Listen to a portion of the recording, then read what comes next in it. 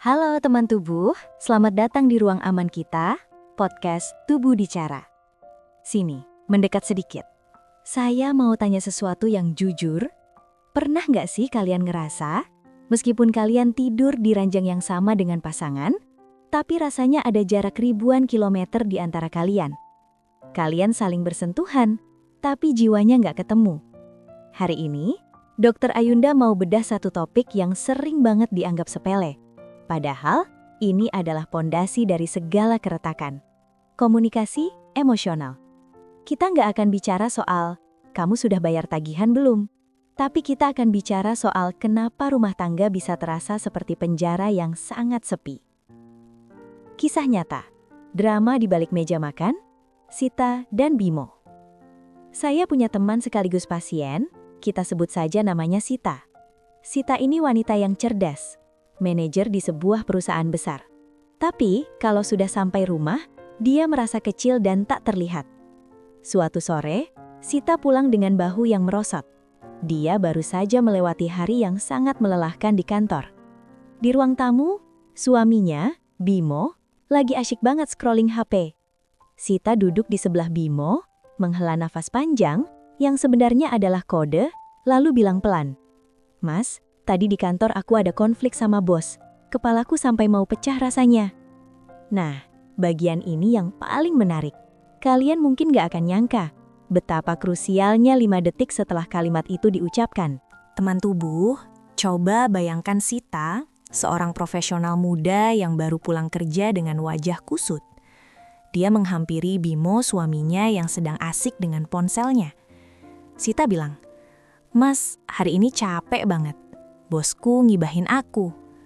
Bimo menjawab tanpa mengalihkan matanya dari layar HP. "Ya, namanya juga kerja sayang, pasti ada capeknya. Sabar aja." Bagi Bimo, dia sudah menjawab. Dia merasa sudah memberi solusi, sabar.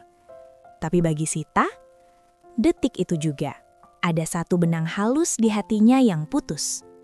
Riset Love Lab dan teori pancingan koneksi. Kenapa respon Bimo itu salah? Padahal kan dia nggak marah. Teman tubuh, dalam sains hubungan, apa yang dilakukan Sita itu disebut sebagai bid for connection atau pancingan koneksi. Istilah ini dipopulerkan oleh Dr. John Gottman, seorang peneliti yang menghabiskan 40 tahun hidupnya mengamati ribuan pasangan di sebuah laboratorium yang disebut Love Lab. Gottman menemukan bahwa setiap interaksi kecil itu adalah sebuah tawaran untuk terhubung. Saat Sita cerita soal bosnya, dia bukan minta dicarikan solusi atau disuruh sabar. Dia sebenarnya lagi melempar bola emosional ke arah Bimo. Dia lagi bilang, "Mas, aku lagi rapuh, tangkap aku dong. Bilang kalau aku hebat sudah bertahan sejauh ini." Gottman mencatat ada 3 respon manusia terhadap pancingan ini. Turning away, mengabaikan, seperti Bimo, tetap main HP atau menjawab sambil lalu. Ini adalah respon paling destruktif. Secara psikologis, ini mengirim sinyal ke sistem saraf pasangan, "Kamu nggak penting, masalahmu bukan prioritasku." Turning against, menyerang, responnya begini, "Aduh, kamu tuh ngeluh terus. Aku juga lagi pusing tahu."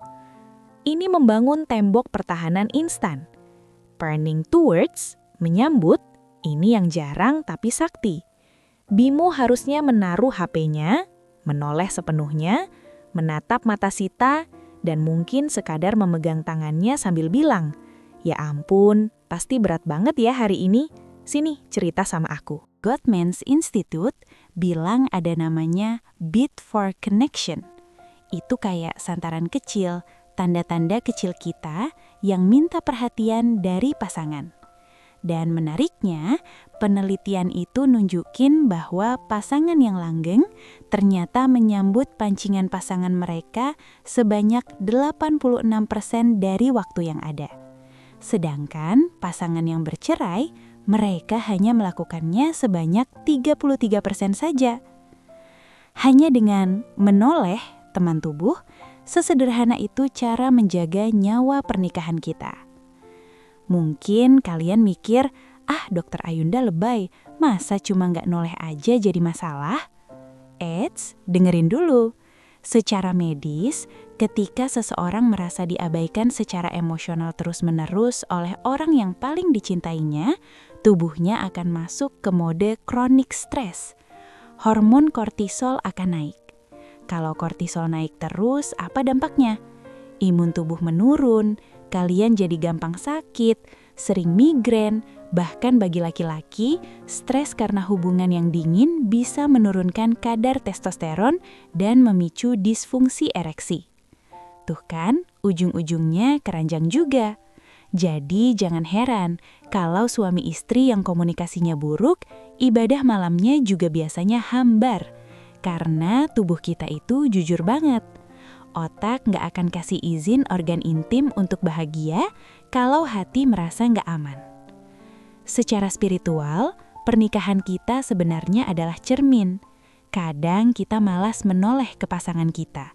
Bukan karena kita jahat, tapi karena kita sendiri punya luka yang belum sembuh. Mungkin dulu saat kecil, orang tua kita juga abai kalau kita cerita. Jadi kita nggak tahu gimana caranya merespon emosi orang lain.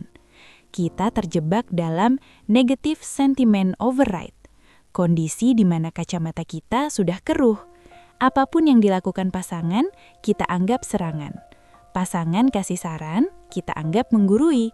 Pasangan diam, kita anggap dia benci. Tenang saja teman tubuh, nggak ada yang salah dengan merasa lelah. Yang salah adalah kalau kita membiarkan ego kita membangun tembok yang terlalu tinggi sampai kita nggak bisa lagi melihat sahabat dalam diri pasangan kita. Jadi, apa solusinya? Saya punya resep yang bisa kalian praktekkan malam ini juga. Coba lakukan The Soften Startup. Kalau mau komplain, mulai dengan kata aku, bukan kamu. Jangan bilang, kamu itu nggak pernah dengerin aku. Ini bikin pasangan langsung pasang tameng. Tapi bilang, aku ngerasa kesepian kalau kita duduk bareng, tapi kita masing-masing sibuk sama HP. Boleh nggak kita ngobrol bentar? Dan buat yang diajak ngobrol, tolehkan kepalamu. Letakkan duniamu sejenak dan masuklah ke dunia pasanganmu. Karena di dalam rumah tangga, hal-hal sepele itulah yang sebenarnya raksasa. Gimana teman tubuh? Sudah mulai kerasa belum bagian mana dari komunikasi kalian yang perlu diperbaiki bautnya? Jangan-jangan selama ini kita terlalu sibuk jadi yang benar, sampai lupa jadi yang hangat. Tulis di kolom komentar ya, pernah nggak kamu ngerasa di posisi Sita? Atau mungkin kamu baru sadar kalau kamu adalah si Bimo? Jujur-jujuran aja di sini, Dokter Ayunda nggak bakal kasih nilai jelek kok. Kita semua di sini adalah pejuang cinta yang lagi belajar. Jangan lupa untuk subscribe, like, dan share video ini ke pasangan kamu sebagai surat cinta terselubung. Oh ya, kalau ada pertanyaan atau masalah rumah tangga lain yang mau saya bedah, tulis di komentar buat ide video selanjutnya. Setelah ini, kita akan masuk ke segmen yang gak kalah seru. Kenapa api di ranjang bisa padam hanya karena urusan piring kotor? Jangan kemana-mana, tetap di Tubuh Bicara.